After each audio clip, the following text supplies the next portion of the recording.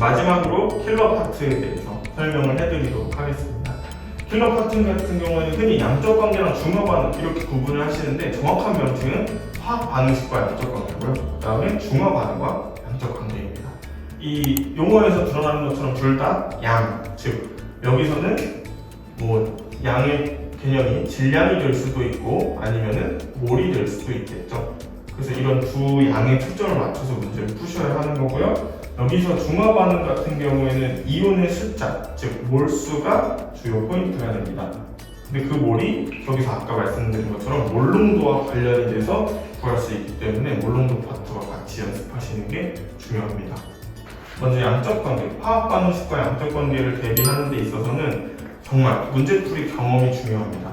내가 어떤 질량 자료를 써서 이 반응식을 완성할 것인지, 그리고 또 어떤 몰과 관련된 양을 써서 반응식을 완성할 것인지를 가장 많이 사용되는 법칙이 뭐 예를 들어 질량 보존 법칙이 있겠죠. 그럼 이 질량 보존 법칙을 언제 사용할 것인지 이런 것들을 경험을 통해서 적재적소에 사용하는 연습을 하시는 게 굉장히 중요할 것 같습니다. 그리고 중화 반응과 양적 관계 같은 경우에는 사실 이 테마가 나온 것 자체는 오래됐지만 교육과정이 바뀌면서 몰농도 pH 개념이 들어오고 나서 좀 새롭게 다시 바뀌었는데요. 특히 뭐 이가가 첨가됐다는 것뿐만 아니라 몰농도 개념을 통해서 과거에 단위 부피당 이온수라는 개념으로 출제됐던 게 이제 그냥 가볍게 몰농도 이런 식으로 바꿔서 출제가 되고 있습니다. 그래서 그걸 해석할 때 항상 양적인 관계이기 때문에 이온수에 대한 해석이 중요합니다. 그래서 여러 가지 상황에 대해서 이온수 해석을 해보시는 걸 추천드리고 다양한 문제를 풀어보면서 두 개는 경험을 쌓는 것이 굉장히 중요하다고 말씀드리고 싶습니다. 저 같은 경우에는 이 중화 반응과 양적 관계 파트를 표를 그려서 푸는데요. 잠시 예시를 들어드리자면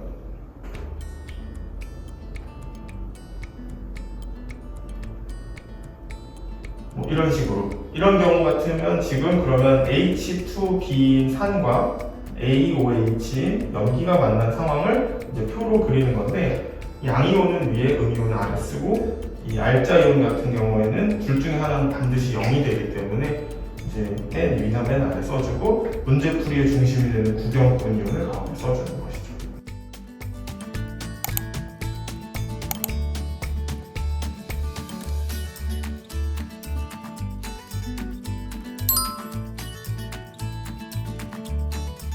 이런 식으로 문제를 풀면은 내가 이온수 해석을 좀 더 명확하게 할 수 있구나 아니면은 좀 헷갈리지 않고 왜냐하면은 그 문제풀이 칸이 한정되어 있기 때문에 막 여기저기 왔다 갔다 푸는 경우가 많은데 그걸 좀 깔끔하게 정리할 수 있어서 좋은 것 같습니다.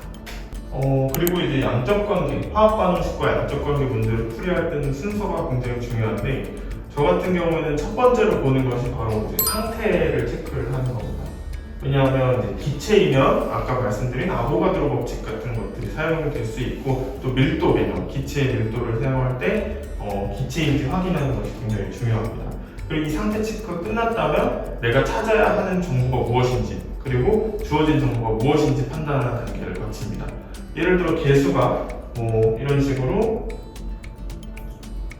주어졌다면 내가 찾아야 하는 개수는 A와 C 두 개이고 이걸 어떤 방법을 통해 찾을 것인지를 먼저 생각하는 게 중요한 것 같습니다.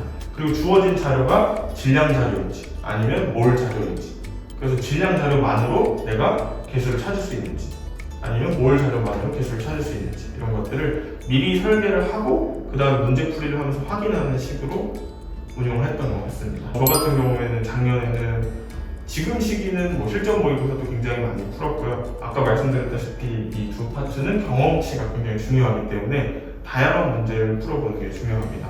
그렇다고 해서 근데 너무 어려운 문제를 풀어야 한다는 것은 아니고요. 적당히 어려운 난이도의 문제를 아까 말씀드린 순서를 잘 지켜서 풀 수 있으면 좋을 것 같습니다.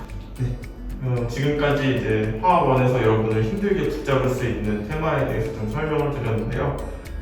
이런 붙잡는 테마에 개의치 않고 잘 푸셔가지고 수능 때 화학원 모두 좋은 점수 있으셨으면 좋겠습니다. 네, 감사합니다.